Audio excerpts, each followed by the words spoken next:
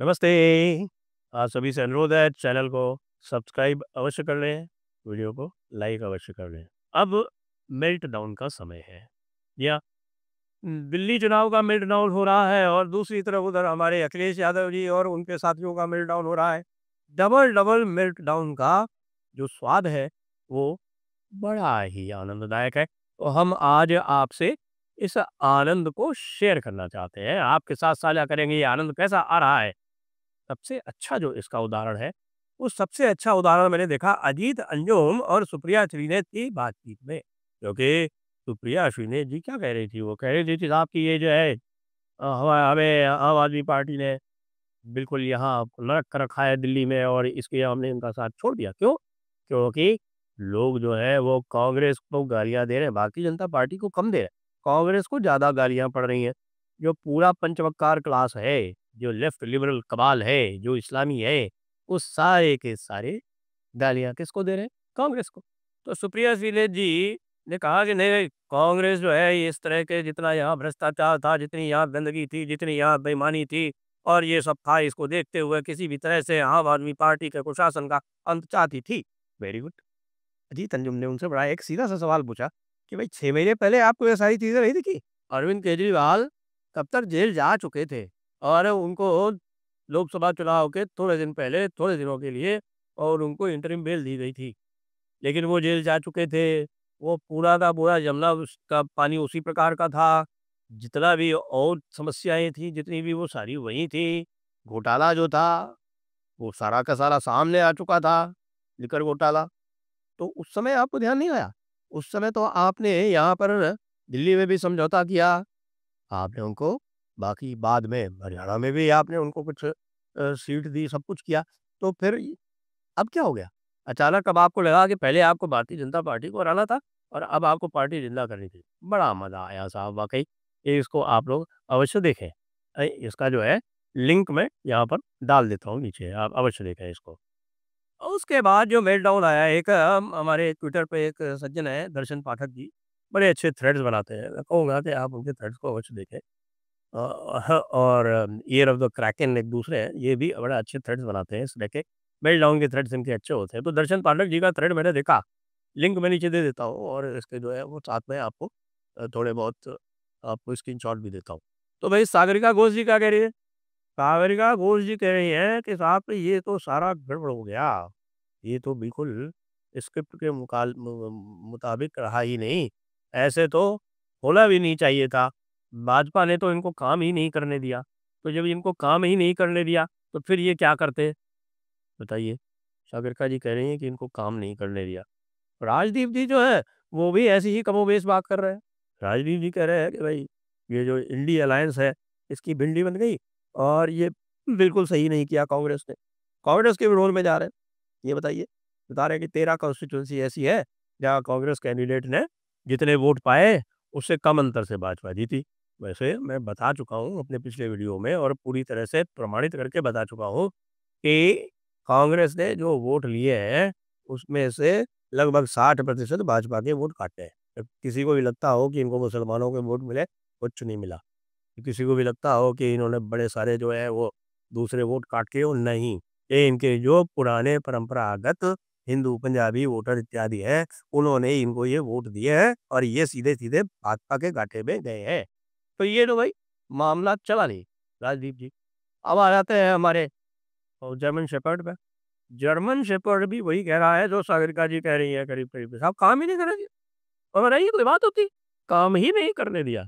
ये लो, अगर काम ही नहीं करने दिया, तो अभी तक तो जो काम बता रहे हैं, बड़े-बड़े काम कह रहे हैं कि साहब ऐसा काम आज तक किसी ने नहीं किया। तो हमारे केजरीवाल बाबू सर जी जो है, वो काम जो है किसका बता रहे हैं? जो दुनिया की सर्वश्रेष्ठ जो शिक्षा व्यवस्था है, वो काम नहीं है क्या?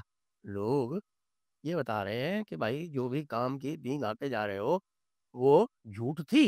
अब उसकी बात ही नहीं कर रहे हो कि हमने ये काम कर दिया, हमने वो काम कर दिया, हम तो बेस्ट है, पूरी दुनिया के सर्वश्रेष्ठ हम पॉलिटिकल मूवमेंट है और हम पॉलिटिकल क्लास है और हम सरकार है, दुनिया की सर्वश्रेष्ठ। अब उस पे बात ही नहीं कर रहे, अब कह रहे काम नहीं करने दिया। यार, तो तय कर लो ना भई, कि क्या हुआ और क्या नहीं हुआ। और भाई बात कर लें अगर हम हमारे योया जी की, तो योया जी तो पूरी की पूरी जो है, उनकी तो बिल्कुल कह रहे हैं कि साहब लंका ही लुट गई। क्या बोल रहे थे वो? मोजो स्टोरी जो है एक बरखा दत्त का एक चलता है चैनल, यूट्यूब चैनल। बरखा दत्त के चैनल पे उन्होंने कहा कि अब ये पटक-पटक के मारेंगे सबको, अकेले-अकेले, अलग-अलग करके मारेंगे अब, किसी को नहीं छोड़ेंगे ये मोदी और शाह, किसी को नहीं छोड़ेंगे, सबका नंबर आएगा। अब फिर उन्होंने साथ में एक ये भी टिका दिया अपना।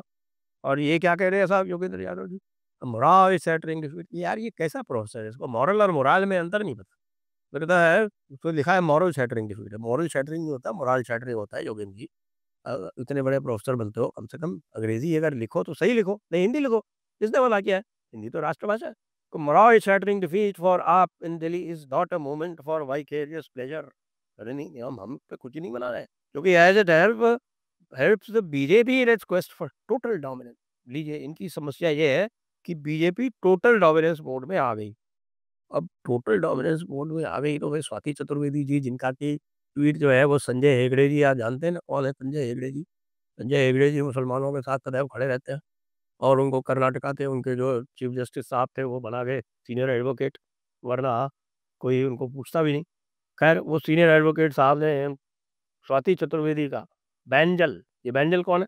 ये बैंजल जो है वो ये सेल्फ डिक्लेयर्ड सपोर्टर है सारे भी जितने आपके पंचमक्कार तत्व हैं उनकी।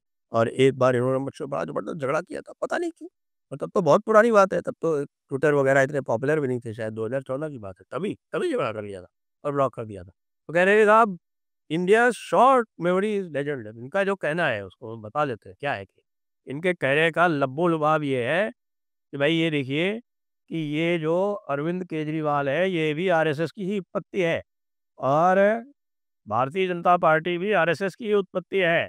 अब ये देखो ये षड्यंत्र करके इन्होंने बेचारी कांग्रेस को बाहर कर दिया, और अब ये जो सारे लोग बोल रहे हैं, ये भूल जाते हैं कि उस समय की विवेकानंद फाउंडेशन वालों ने, बाबा रामदेव ने, आरएसएस ने इनको सबको मिला के अन्ना हज़ारे का इंडिया अगेंस्ट करप्शन मूवमेंट चलवाया था। भाई चलवाया था, ये आज भी वो डिनाई नहीं करते।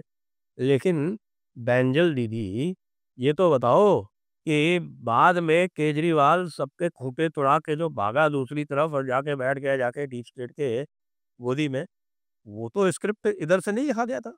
वो स्क्रिप्ट ना तो बाबा रामदेव ने लिखा और ना वो स्क्रिप्ट आरएसएस ने लिखा। वो तो स्क्रिप्ट कहीं और से ही चल रहा था ना। ये ज़रूर कह सकते हैं कि इन भले मानसों को ये पता नहीं था कि आखिर अरविंद केजरीवाल चीज़ क्या है। अब पता चल गया है। तो इसलिए रोना बेकार है। और ये बताइए साहब, एक एक दुराब फारूकी साहब है, ये बहुत बड़े जो है अपने आप को कहते हैं कि साहब ये सेकुलर है।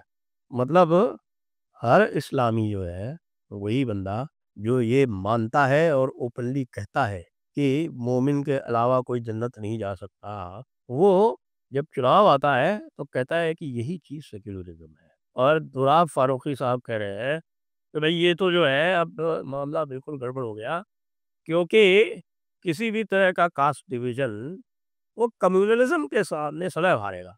ले लीजिए, ये नई डिस्कवरी है इनके लिए, क्योंकि कास्ट डिवीज़न कह रहे हैं कि साहब कास्ट डिवीज़न तो बिल्कुल सेक्युलर एक्टिविटी है। और यदि आप अपनी अस्मिता, अपने हिंदुत्व की बात करें, तो पूरी तरह से कम्युनल एक्टिविटी है। तो ये वैसे तो इन कीपिंग विद जो भारत की सेक्युलर परंपरा है, हमारे इंडिपेंडेंस के बाद में, तो it is in keeping with that tradition. उससे कोई विशेष जो है वो विरोध नहीं है। बाकी गौरव सबनीस जी कह रहे हैं, शेखर जी, आप जो है वो चले जाइए गुजरात। क्यों? क्योंकि शेखर गुप्ता जी ने in that rare moment of honesty उन्होंने ये कह दिया कि भई ये जो इलेक्शन है, ये फ्रीबी से अब ऊपर चला गया है। इस बार का जो इलेक्शन था, वो क्वालिटी ऑफ लाइफ को लेके कहा था। बात तो सच कही वैसे कि साहब यमुना की गंदगी, कूड़ों के पहाड़, सड़कें, ये सब जो फैक्टर्स आ गए, गंदगी, ये सब फैक्टर्स जो आ गए, ये क्वालिटी ऑफ लाइफ इश्यूज़ है। उनका ये कहना है कि साहब कि दिल्ली का वोटर जो है वो कह रहा फ्रीबी भी तो बहुत हो गई, अब क्वालिटी ऑफ लाइफ पे चलो, क्वालिटी ऑफ लाइफ जो है वो बीजेपी दे सकती। तो इसलिए उनको भी उलाला, हमारे राजस्थान में कहते हैं ओलवा, वो ओलवा उनको ये भी दे दिया गया है कि भाई जी, आप जो है ज़्यादा हरकतें मत करो, नहीं तो गुजरात जाओ। दिल्ली में रहना है तो सेक्युलर बनकर रहो, दिल्ली में रहना है तो पंचमक्कार कलाल के साथ में रहो। वैसे मामला ऐसा है नहीं, मैं कहीं देख रहा हूँ कुछ ऐसे-ऐसे लिबरल हैंडल्स जिनको मैं जानता हूँ और अकाउंट्स और व्हाट्सएप इत्यादि में हैं, उनकी भी हालत बड़ी ख़राब है। उनकी जो मेंबरशिप है लगातार ड्रॉप कर रही है। एक सज्जन को मैं जानता हूँ, उन्होंने ग्रुप बनाया लिबरल ग्रुप, और जब वो अपने दबाव पे था, तो उसमें कोई 200-250 मेंबर हुआ करते थे। आज बताते हैं कि उसमें 50-60 ही रह गए। तो ये जो हो रहा है, ये बहुत देश के लिए विनाशकारी है, ऐसा बताया जा रहा है। और ये भी लोग कह रहे सावधान रहो, मोहन भागवत जी पश्चिम बंगाल पहुँच गए हैं। विवेक अग्निहोत्री जी कह भी रहे हैं कि ये जो मार्क्सिज़्म की, लेफ्टिज़्म की, ये जितने भी विनाशकारी आइडियोलॉजीज़ हैं, इनकी सबकी कैपिटल, इनकी सबकी राजधानी, इनका सबका एपिसेंटर वो कलकत्ता है। तो भाई ऐसा ना हो कि भारतीय जनता पार्टी और आरएसएस अगला निशाना कलकत्ता को बना ले, फिर क्या होगा? हमारे ये सारे लोग जो हैं इतने मुश्किल से पाले गए, यूएस ने पाले, डीप स्टेट ने पाले, शैलो स्टेट ने पाले, सबने पाले, इनका क्या होगा? अत्यंत दुःख है। मेल्ट डाउन बहुत तगड़ा है, और इससे इतना द्रव इतना द्रव यानी इतना लिक्विड जो है वो बन रहा है कि कहीं ये सारे लोग अपने आप के इस मेल्ट डाउन वाले लिक्विड में कहीं डूब ना जाए। जय हिंद, जय भारत, वंदे मातरम।